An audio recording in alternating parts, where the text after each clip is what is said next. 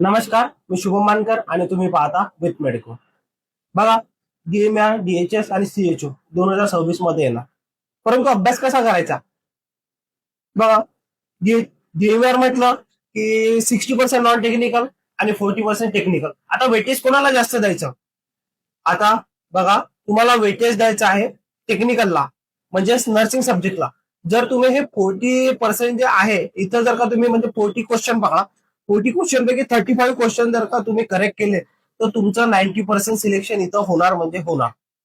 तर बघा, जे राहिलं 60%, तर 60% मध्ये काय होतं की काही कधी कधी आउट ऑफ सिलेबस येते, कधी आपल्याला क्वेश्चन जमत नाहीत, तर ते काय होतं इथं कव्हर होऊन जाते.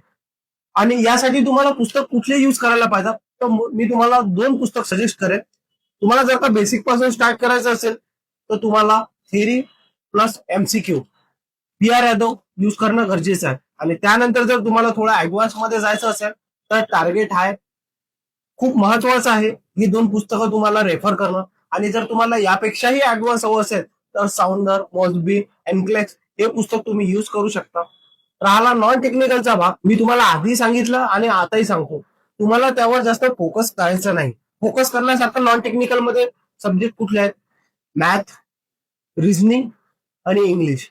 आता यासाठी कुठले बुक यूज करायचे मी तुम्हाला नेक्स्ट व्हिडिओ मध्ये सांगणार आहे. धन्यवाद.